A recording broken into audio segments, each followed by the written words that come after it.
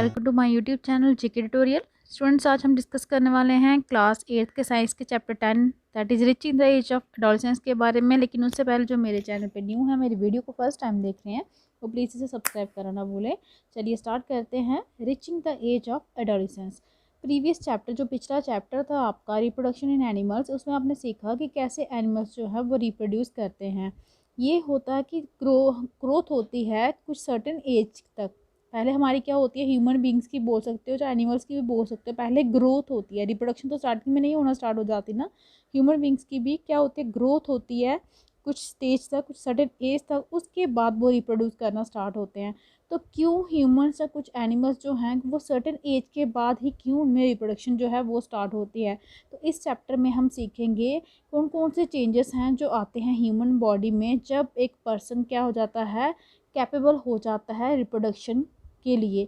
Means जब उसकी as उस वहाँ तक पहुँच जाती है कि वो रिप्रोड्यूस कर सके, तो कौन कौन से चेंजेस आते हैं उस टाइम पे।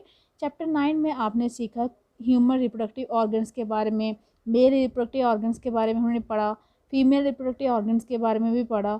यहाँ हम डिस्कस करेंगे क्या रोल है हार्मोन्स का, वो क्या रोल मतलब क्या काम करते हैं हार्मोन जो जिनके कारण चेंजेस आते हैं एक चाइल्ड में और वो ग्रोथ कर जाता है एक एडल्ट में।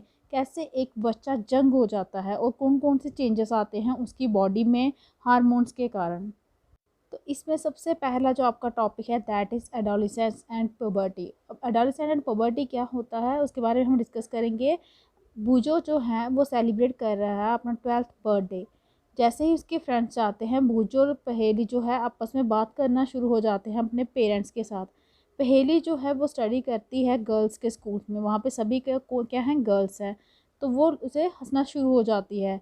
उसे याद आता है कि कितने बूजो के स्कूल के जो फ्रेंड हैं जो उसको 1 साल के बाद मिले हैं, उनकी क्या होगी, हाइट एकदम से क्या होगी, बढ़ गई है। पहेली ने मतलब बूजो के फ्रेंड्स के साथ 1 साल के बाद मिली होगी, वो बूजो के 11th बर्थडे पे मिली होगी उनके साथ। तो अभी उसने देखा होगा कि उनमें से कई स्टूडेंट्स की क्या हो गई है, उनके फ्रेंड की हाइट क्या हो गई है, बहुत एकदम बढ़ गई है।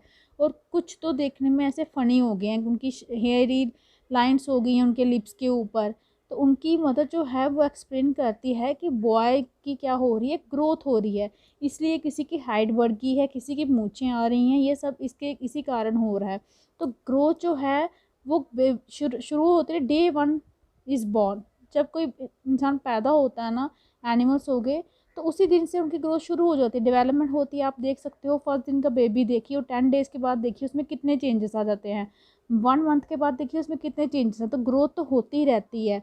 लेकिन जैसे ही हम एज क्रॉस करते हैं 10 और 11 की, तो एक सडन एकदम से जो ग्रोथ है ना वो नोटिसेबल हो जाती है। वो हर किसी को दिखाई देती है कि अब इसकी ग्रोथ में बिल्कुल चेंज आ गया है।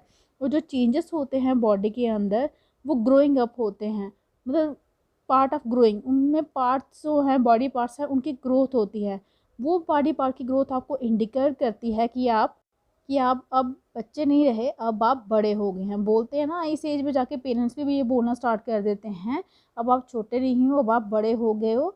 तो ग्रोइंग अप जो है ये नेचुरल प्रोसेस होती है, ये पीरियड होता है लाइफ का जब बॉडी के अंदर कुछ चेंजेस आते हैं और रिप्रोडक्टिव मैच्योरिटी भी आना शुरू हो जाती है। इस स्टेज को हम बोलते हैं एडोलेसेंस। अंडरलाइन करके रखिए, यही आपके एडोलेसेंस की डेफिनेशन है। पीरियड वो पीरियड लाइफ का जब बॉडी के अंदर चेंजेस आना शुरू हो जाते हैं और रिप्रोडक्टिव मैच्योरिटी आना शुरू हो जाती है। मीन्स आप उस एज में एंटर करने लगते हो, जब आप रिप्रोडक्टिव स्टेज में एंटर करना शुरू हो जाते हो, उस स्टेज को आप बोलते हो एडोलेसेंस। एडोलेसेंस जो है वो कब बिगिन स्टार्ट कब होती है, एज ऑफ 11 से स्टार्ट होती है और 18-19 ईयर्स एज तक ये चलती रहती है। एडोलेसेंस की एज मीन्स यहाँ तक आपकी जो रिप्रोडक्टिव पार्ट्स की जो ग्रोथ है वो होती रहती है। ये पीरियड्स जो है, इस पीरियड को आप बोलते हो टीन्स, बोलते हैं ना, ये टीन एज है। 13 ईयर्स से लेके 18 और 19 ईयर्स की जो एज होती है उसे बोलते हैं teen age. Adolescents are also called teenagers. Adolescents जो बच्चे होते हैं इस ईयर के बच्चे, एडोलेसेंट कौन से होते हैं, 13 से लेके 19 साल के जो बच्चे आप बोलते हैं उन्हें टीनेजर्स भी कहा जाता है, उन्हें एडोलेसेंट्स भी कहा जाता है। गर्ल्स में एडोलेसेंस जो है वो 1 या 2 साल पहले शुरू हो जाती है एज़ कम्पेरिजन टू बॉयज़। और जो पीरियड है एडोलेसेंस का वो भी चेंज करता है, डिपेंड करता है पर्सन टू पर्सन, हर एक में सेम नहीं हो सकता। किसी में जल्दी आ जाता है, कईयों में थोड़ी देर के बाद आता है। ह्यूमन की जो बॉडी है वो जब उसमें आते हैं चेंजेस आना शुरू हो जाते हैं एडोलेसेंस पीरियड में, उन चेंजेस को हम क्या बोलते हैं, पबर्टी। चेंजेस आने को एडोलेसेंस बोलते हैं। जो चेंजेस मार्क होते हैं, कौन कौन से चेंजेस आते हैं, उन्हें हम क्या कहते हैं, पबर्टी। याद रखिए ये पबर्टी की डेफिनेशन है, ये एडोलेसेंस की डेफिनेशन है। वो पीरियड लाइफ का जब बॉडी जो है जिसके में चेंजेस आते हैं उसे हम क्या कहते हैं, एडोलेसेंस कहते हैं। और कौन सा पीरियड होता है, वो 11 से लेके 18 और 19 ईयर्स तक। और ह्यूमन बॉडी के अंदर जो चेंजेस आते हैं, पीरियड चेंजेस आने के पीरियड को आप एडोलेसेंस बोलते हैं, लेकिन जो चेंजेस आते हैं इस पीरियड में उसे हम बोलते हैं पबर्टी। और मोस्ट इम्पॉर्टेंट चेंज जो मार्क होता है पबर्टी में वो ये है कि बॉयज़ और गर्ल्स जो हैं वो कैपेबल हो जाते हैं रिप्रोडक्शन के लिए। और पबर्टी का एंड कब होता है, जब एडोलेसेंट कहाँ पे पहुँच जाती है, रिप्रोडक्टिव मैच्योरिटी पे। तो अब चेंजेस आते हैं पुबर्टी के स्टेज पे, तो कौन कौन से चेंजेस आते हैं पुबर्टी के स्टेज पे वो हम डिस्कस करेंगे। सबसे पहला चेंज है इंक्रीज़ इन हाइट। हाइट जो होती है इंक्रीज़ हो जाती है। सबसे इम्पॉर्टेंट जो नोटिसेबल चेंज है पुबर्टी में वो है कि एकदम से इंक्रीज़ हो जाना हाइट का। इस टाइम पे क्या होता है, लॉन्ग हो जाती हैं बोन्स जो होती हैं वो एकदम बढ़ जाती हैं। कि बोन्स किसकी बढ़ती हैं, आर्म्स की, लेग्स की, वो बढ़ जाती हैं। और कोई भी पर्सन क्या हो जाता है आपका, टॉल हो जाता है। यहाँ पे आपको एक चार्ट दिया गया है जो एवरेज रेट ग्रोथ बता रहा है हाइट किसकी, बॉयज़ और गर्ल्स की एज के अकॉर्डिंग। फिगर जो है उसमें कॉलम 2 और 3 दिए गए हैं जो परसेंटेज शो कर रहे हैं हाइट कितनी पर्सन की किस एज तक कितनी होती है। कॉलम 1 में बताया गया है, एग्जाम्पल दिया गया है, जैसे कि 11 की एज में बॉय की हाइट कितनी थी, 81%। ठीक है, प्रोबेबल उसकी फुल हाइट है। जबकि गर्ल्स की 88% है। तो हर मतलब वो उसकी फुल परसेंट है। ये फिगर हमें ये रिप्रेजेंट कर रहे हैं कि इंडिविजुअल में वेरिएशन आती हैं। सेम वेरिएशन सेम नहीं आती, मीन्स जो भी चेंजेस आते हैं हो सकता है किसी में ज़्यादा दिखेंगे किसी में कम दिखेंगे। ये टेबल यूज़ करके या आप कब पता कर सकते हो कि किस तरह से ये टेबल वर्क करता है। आपके फ्रेंड्स के लिए भी देखिए, जैसे ये एज बताया है, फुल हाइट का बताया है। ये 8 ईयर्स की एज तक देखिए बॉयज़ की हाइट कितनी थी, 72%, गर्ल्स की 77%, गर्ल्स की ज़्यादा थी। 9 ईयर की एज तक देखिए बॉयज़ की भी बढ़ रही है गर्ल्स की भी बढ़ रही है। 10 ईयर्स की एज तक देखिए 78 हो गई, 84 हो गई। 11 ईयर की एज तक देखिए 81 हो गई, 88 हो गई। 12 ईयर की एज तक ये 84 हो गई, ये 91। डिफरेंस थोड़ी कम हो रही है। 13 ईयर्स की एज तक देखिए 88, 95। ठीक है, 18 ईयर्स की एज पे जाके ना 100% हो गई थी। लेकिन लड़कियों की height as comparison to boy उन्होंने बताया है कि 17 ईयर्स की एज तक उनकी हाइट जो है वो पूरी बढ़ चुकी होती है। इनिशियली स्टार्टिंग में गर्ल्स की जो हाइट है ना वो बॉयज़ के कंपेरिजन में बहुत ज़्यादा बढ़ती है, लेकिन जैसे ही 18 ईयर्स की एज आती है तो उनकी हाइट जो है मैक्सिमम जितनी होनी होती है वो वहाँ तक पहुँच जाती है। जो रेट होता है ग्रोथ ऑफ हाइट का वो वेरी करता है पर्सन टू पर्सन। हर एक की हाइट अपने अपने सिस्टम के अकॉर्डिंग जो है वो बढ़ती है। कुछ एकदम बढ़ जाते हैं पॉवर्टी में और कुछ धीरे धीरे बढ़ते हैं और कुछ हैं जो ग्रेजुअली स्टेप वाइज बढ़ते हैं। अब यहाँ पे देखिए पहेली बहुत परेशान है, वो सोच रही है कि मैं लंबी होगी लेकिन मेरा फेस जो है वो बहुत ही छोटा लग रहा है as comparison to my body. तो यहाँ पे पहेली को परेशान होने की कोई नीड नहीं है। जो सारे पार्ट्स हैं बॉडी के वो एक सेम रेट से ग्रोथ उनकी नहीं होती है। कई बार आर्म्स और लेग्स हैंड्स जो होते हैं, जो फीट होते हैं एडोलेसेंट्स के, वो ओवर साइज़ हो जाते हैं, वो ज़्यादा बढ़ जाते हैं। ठीक है, बॉडी के अकॉर्डिंग। तो जल्दी ही जो अदर पार्ट्स हैं वो भी अपनी उनकी भी डेवलपमेंट हो जाती है थोड़ी देर में। और रिजल्ट होता है क्या, प्रोपोर्शनेट बॉडी में सारे बॉडी के पार्ट्स जो हैं फिर बाद में धीरे धीरे ठीक हो जाते हैं। इसलिए ये चिंता करने की ज़रूरत नहीं है कि अभी फेस मेरा छोटा लग रहा है लेकिन मैं इतनी लंबी हूँ, फेस भी बाद में ठीक हो जाएगा। आपने ये नोटिस किया होगा कि हाइट जो होती है इंडिविजुअल की वो ज़्यादा भी हो सकती है कम भी हो सकती है अपने फैमिली मेम्बर से। क्यों, क्योंकि हाइट डिपेंड करती है जीन्स पे। वो जीन्स कहाँ से आए होते हैं, पेरेंट्स से आए होते हैं। ये हमने लास्ट चैप्टर में भी डिस्कस किया हुआ है। इसलिए बहुत इम्पॉर्टेंट है कि अच्छी तरीके से खाना जब आपके ग्रोइंग ईयर्स हो, मीन्स एडोलेसेंट्स की एज में खाना जो है वो अच्छे से खाना चाहिए। डाइट आपकी अच्छी होनी चाहिए।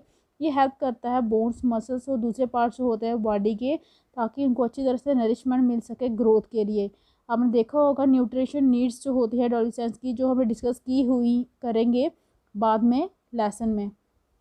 नेक्स्ट आपका बॉडी शेप में भी चेंज आते हैं एट प्यूबर्टी की स्टेज पे। क्या चेंज आता है, आपने नोटिस किया है कि जो बॉयज़ होंगे आपके क्लासेस के, उनके शोल्डर बड़े ब्रॉड हो गए हैं, चेस्ट वाइड हो गई है, as comparison to junior classes के। क्योंकि वो एंटर कर गए हैं कौन सी स्टेज में, पबर्टी की, जब शोल्डर जनरली ब्रॉडन हो जाते हैं ग्रोथ के कारण।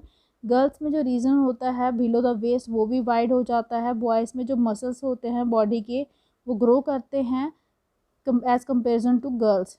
ये चेंजेस जो हैं ये होकर होते हैं एडोलेसेंट एज में, और बॉयज़ और गर्ल्स में दोनों में डिफरेंट होते हैं, सेम नहीं होते। नेक्स्ट आपका कौन सा चेंज होता है, वॉइस चेंज। तो आपने नोटिस किया कि बार की जो आवाज़ आपके क्लास के बॉयज़ की वो भी चेंज हो गई है, क्रैक्स ऐसे लगता है फटी हुई है। पबर्टी में क्या होता है स्टेज में कि जो वॉइस बॉक्स जिसे आप लार्नेक्स भी कहते हैं, याद रखिए वॉइस बॉक्स को आप लार्नेक्स भी कहते हैं, उसकी ग्रोथ होती है पबर्टी में। बॉयज़ में डेवलपमेंट जो होती है लार्जर वॉइस बॉक्स से, उनके वॉइस बॉक्स जो होते हैं उनकी ग्रोथ बहुत ज़्यादा होती है। और जो ग्रोइंग वॉइस बॉक्सेस होते हैं बॉयज़ में वो आप देख सकते हो कई बार उनके गले के बाहर दिखाई देता है, जैसे कि यहाँ फिगर में भी दिखाया गया है। ये इसे आप क्या कहते हैं, आप एडम्स एप्पल। गर्ल्स में जो लार्नेक्स है वो विजिबल नहीं होता बाहर की साइड, क्योंकि गर्ल्स के केस में उनकी इतनी ग्रोथ नहीं होती, उनका साइज़ छोटा ही रहता है। जनरली गर्ल्स में हाई पिच वैल्यू होती है, जबकि बॉयज़ की आवाज़ क्या होती है, डीप भारी सी होती है। एडोलेसेंट बॉयज़ में कई बार क्या होता है जो मसल्स होते हैं ग्रोइंग वॉइस बॉक्स के या लार्नेक्स के वो आउट ऑफ कंट्रोल हो जाते हैं, उनकी आवाज़ बहुत ही ज़्यादा ख़राब हो जाती है। लेकिन ये स्टेट हमेशा के लिए नहीं रहती, ये कुछ दिनों के लिए या कुछ वीक्स के लिए रहती है, उसके बाद वॉइस जो है उनकी फिर से क्या हो जाती है, नॉर्मल हो जाती है। नेक्स्ट कौन सा चेंज आ जाता है, increase activity of sweat and sebaceous glands. पसीना ज़्यादा निकलना शुरू हो जाता है। जब पबर्टी की स्टेज आती है तो बहुत सारा पसीना निकलता है ग्लैंड्स के द्वारा, और ऑयली होता, ऑयली बहुत रहता है इस एज में ना। फेस वगैरह आप देखते हो कि पसीना जो निकलता है ऐसा लगता है ऑयली हो गया, ऐसे ग्लैंड्स से मतलब निकलता है ये। कि यंग पीपल जो होते हैं उनको पिंपल्स वगैरह और एक्ने वगैरह होते हैं उनके फेस पे दिखने लगते हैं इस टाइप पे। क्योंकि इस टाइप पे एक्टिविटी जो होती है ग्लैंड्स की, आपके कौन से ग्लैंड हैं, आपके हार्मोनल ग्लैंड हैं, जो आपके रिप्रोडक्टिव ग्लैंड्स होते हैं उनकी एक्टिविटी इंक्रीज़ हो जाती है। स्वेट भी बहुत आता है, पसीना भी बहुत आता है, ये भी कारण है पिंपल्स का। नेक्स्ट सेक्स डेवलपमेंट होती है सेक्स ऑर्गन्स की। आपने देखा होगा फिगर 9.1 और 9.3 जो आपका लेसन का था, जिसमें हमने सेक्स ऑर्गन ह्यूमन के शो किए थे। मेल रिप्रोडक्टिव ऑर्गन बोली या फीमेल रिप्रोडक्टिव ऑर्गन था आपका, जो हमने डिस्कस किया हुआ है। तो पुबर्टी में मेल सेक्स ऑर्गन जो होते हैं जैसे कि टेस्टिस, पेनिस, वो डेवलप हो जाते हैं कम्प्लीटली। टेस्टिस जो है वो प्रोड्यूस करना स्टार्ट हो जाता है, स्पर्म्स भी। गर्ल्स में भी ओवरीज का साइज़ बढ़ जाता है और एग्स जो होते हैं वो मैच्योर हो जाते हैं। आल्सो जो ओवरी है वो यहाँ इस टाइम पे उनके अंदर से भी एग या ओवा जिसे बोलते हो वो रिलीज़ होना स्टार्ट हो जाता है।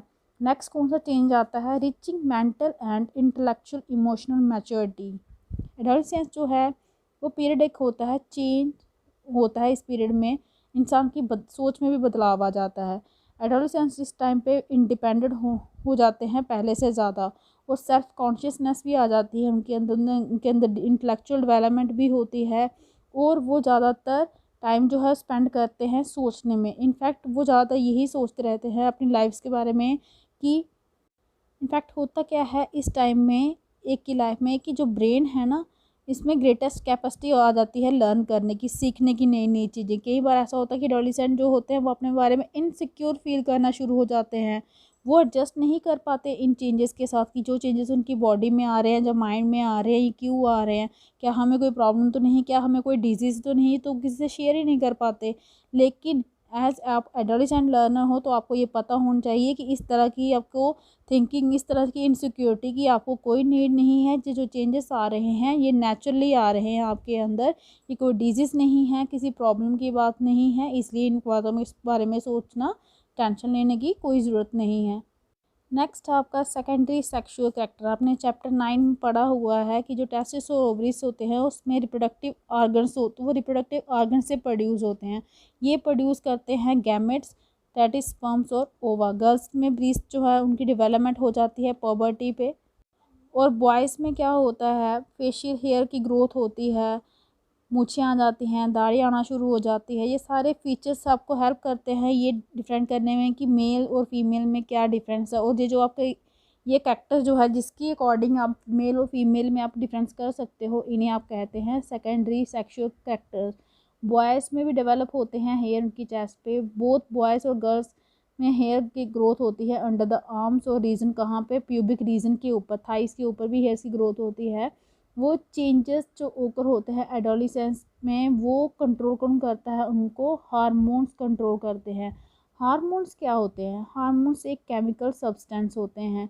ये हमारे एंडोक्राइन ग्लैंड्स, एंडोक्राइन सिस्टम होता है हमारी बॉडी के अंदर, ये वहाँ से सिक्रीट होते हैं, मीन्स प्रोड्यूस होते हैं।